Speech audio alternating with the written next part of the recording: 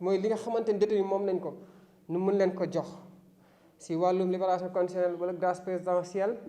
lu si mel ni grâce bi dañuy tout le temps dafa nekk loo xamante ni ñu ngi si xeex ñu ngi si wax boobu ba léegi muy ñu nekk si biir rek ñu nekk si biti ñu ngi siy wax muy prérogative présidentielle loo xamante ni président moo ko moom di ko maye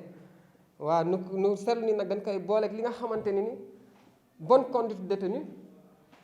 ka nga xamante ni si loxoom la nekk muy juge application des peines mu am lu mu si moom waaw muy nag li ñuy wax libération conditionnelle bu nu sañoon mu doon lu régulier di am très souvent mais nuy bañ a di xaar grâce présidentielle di ko si boole di ko si dugal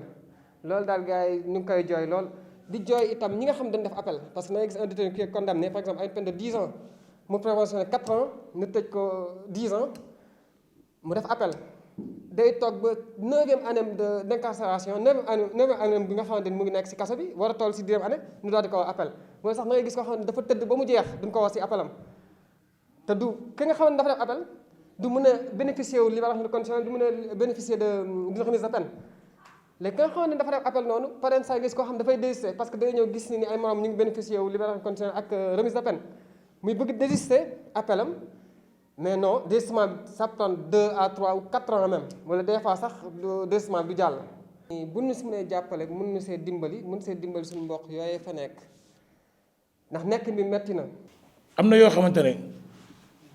chaque jour man li may nekk kaso yëpp mais damay dégg gars yi di kaso mais ba tey dara changé wul kañ lay changé kañ chaque jour même wax ñun tey groupe bii nii bu waxee da ngay gis suba ñu wan a waat beneen groupe bu wax kañ lay changé kañ. benn affaire moo fa am da ngay ñëw ñu ne la lan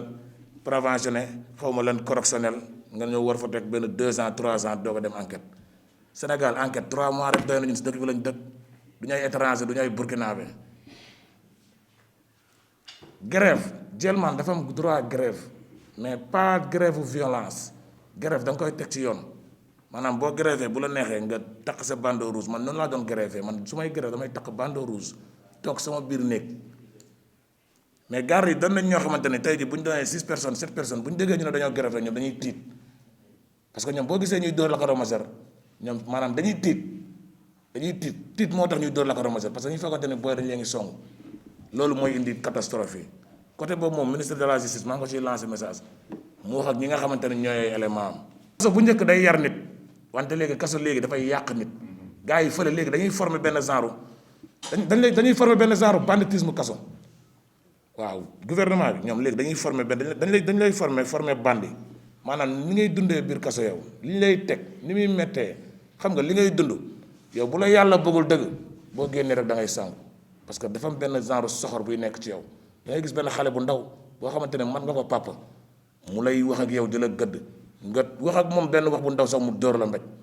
yóbbu la poste balaa ñëw compliqué gars yi séq nañ la mais séq boobu ñu lay séq koo ci dóor dootoo ko defati parce que ñoom ñëpp ñoo far. waaw pour muy leer dafa am benn affaire nag bu ma jaaxal nag boo xamante ne waa kaso bi ñoom woo wax ma ko muy maanaam dañoo jëlee ay nit si yeneen kaso indi leen 100 mètres carrés génnee 9 ba mu set 8 ñu dugal leen foofu quarantaine leen loolu jaaxal na ñu bëri. alimentation bi tamit dund bi baaxul man fële ma nekkoon li ñuy togg motul 35 kilos chaque jour ñëpp dañ koy gis nous étions plus de 200 personnes man daal li ma doon ñaan autorités yi ndimbali soxlootul ñu koy andi sa kaso yi parce que bu ñu ko andee ñi nekk si biir kaso yi duñ ko lekk autorités yi ñuy jox dund yi ñoo koy lekk mieux vaut dund yi bañ a ñëw parce que tour la rek andi nañu dund mais dund bi ñun mënuñu si jot wàllu torture yi aussi du dañ fii ba gannaaw suba il faut que autorités yi di wàcc di dem di dugg si biir kaso yi di xam li fa xew. kaso yi hôpitaux yi ak écoles yi même problème bi la waaye mais dóor yi moom du dañ man chaque jour dama gis kaaw ma leen ni saane bi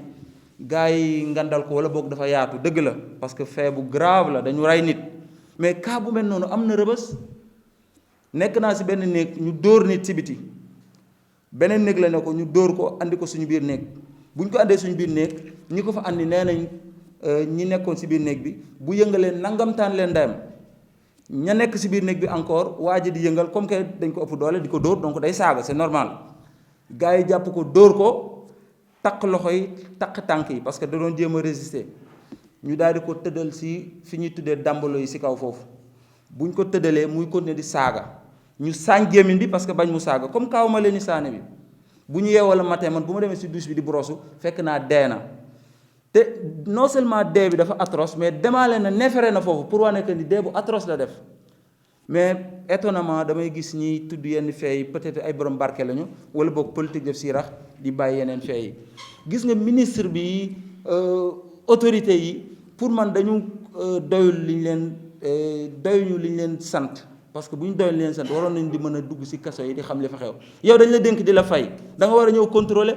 li ma doon jooytu daal di ko naqarlu mooy dund bi doyul baaxul nañ tëj visite yi nit ñi dem seeti seen mbokk yi mesure barrières yi ñëpp mën nañu ko respecter d'ailleurs fii ni ñu ko respecter mën nañu ko respecter foofu te foofu rigueur bi peut-être moo ëpp fii parce que fii on est libre mais foofu dañ lay exiger li ñu lay exiger ngay def donc visite yi nañ ko tëj dina dund yi di dugg feebar yi moom dina gën a bari nañu xaar man dama doon ñaan ministre de la justice ak directeur de l'administration pénitentiaire ñu wax ñu effectivement ñaata nit ñoo feebar xam nga lu tax mën nañu ñu may visite yi parce que ku dem di nga xam sa mbokk feebar na wala feebaru léegi looloo tax ñoom dañuy visite fu mu toll nii moom bu kenn xalaat ñu maye ko mais dañ ko war a def parce que dañu am ay mbokk ci biir kaso yi te dañ leen war a dem xool ci yenn situation lañ nekk feebar bi dugg na ci kaso yi nee nañ ñaari kaso est-ce que duggul ci yeneen kaso aussi mënuñu ci xam dara parce que demuñu visite waaye donc aspect boobu daal bëggoon naa ci ñu gën ci gas attirer attention autorités yi ak wàllu dund bi wàllu visite yi ak torture yi jeexul Koutal aussi gars yi ñu ngi grève am na ñu dóor fii ñu bari waaw am nañu foofu am na kenn ku ma wax am na benn kaso boo xam ne déplacé nañ fa ay lal yu bari yóbbu ko ci région de Diourbel ak région de Thiès lal yooyu fu mu jëm pour lan la est-ce que kon li ñu wax ci xayma ñu feebar est-ce que gënuñu bari loolu donc foog ñu tijji visite yi pour nit ñi mën a dem xam seen mbokk ñu feebar ak ñu feebarul Liberté 6 bi encore ni ñu fa dóor damm leen wala ñu toj seen bopp yi ñooñu tamit foog seen mbokk yi dem xam ci yan situation lañ nekk waaw am na ñoo xam ne aussi c'est des grévistes man j'ai été victime de cela dama grève nous étions 350 personnes ñu tànn ci ñun ñett Liberté 6 camp pénal bi déféré ñu ne outrage koo xam ne grève nga 6 jours voire 7 jours ñu ne yow da nga outré da nga def rébellion fekk c'était pas vrai ñu ne ñun encore dañ jël café yi xëpp ko garde yi foofu dañu xiifoon man ku ma gisoon xam ne dama xiifoon ak samay moroom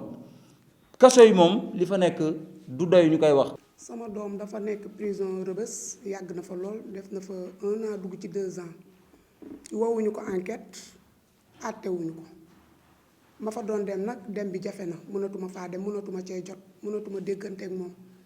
xam naa nag li waral loolu corona bi la boobu ba léegi nag déggante wuñu mënuma fa dem te foofu li ma fa gën a naqari da ngay jaayante yóbbu dund pour sa njaboot pour sa doom muy Amadou yóbbul ko dund te boo demee dañuy wax lii day dugg lii du dugg dañuy bëgg ñoom nga leen di yónnee xaalis boo amul xaalis nag marché ngay jaayee da ngay jaayante di bëccëg sa bëccëg di jënd sa mu xam sa di jënd sa couscous da nga koy bëccëg marché gëlër yaa sax dañ koy bëccëg ni ngay jaayantee ba am sa dund nag pour yóbbul ko sa doom def ko sa benn colis soo ñëwee ñu ne du dugg ni nga ko yenoo ñëw nag da ngay tayal la yenuwaat di ko delluwaat da ngay obligé xool koo tane ci bunt bi koo yërëm mu yelwaan nga jël ko may ko te duñ xam noo jaayantee ba am ko yóbbu ko man sama doom góor fekk si wu ma ci jigéen fekk si wu ma ci mais jigéen lu guerrière nag fajar laa yeewu guddi laay tëdd di ñafeel sama bopp pour jàppale sama njaboot nekkin bi fee metti loolu nag léeg-léeg garde yi dañ lay tooñ dóor la dañ lay dóor torturé la cicatrice boo yóbbuwul prison ñoom garde yi dañ la koy def li may wax nag dama ko xam fu ma ko teg am fu ma ko teg cicatrice boo amul ci sa biir famille boo demee prison danga koy am dañ lay sotoo dañ lay dóor dañ lay saaga ndey nga wax ñu sotoo lu dóor la gaañ la garde yi daal xam naa ne moom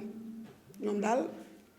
ñoo ngoog daal mais daal man sama doom mu ngi ca kaso ba yàgg na fa loolu def na fa 2 ans mais nekkin bi métti na trop dund bi métti na mënatoo fa dem mënatoo dem visite bu ñu dimbali woon nag mais ñuy dem visite dinañu neex mënatuñoo gis suñu njaboot waaw man daal lii laa amoon lu may wax te des na sax dafa bari comme ñu war a wax dafa bari des na li ci des bari na parce que am na temps déggante naa ak sama doom am na lu ma fa jot a wax nekkin bi daal foofu métti na buñ la dañ la ëpp doole dañ lay jaay doole. bi ñaari at a ngi nii ñu taxawal collectif bi biñ taxawalee collectif bi parce que dañoo gis ay injustice muy lu wàllu ci Mera Seck Ndiaye ñoo xam ne dañ leen faat te ba léegi yoon àttewul ñu demaat ba ci biir parce que collectif mu ñu tudd justice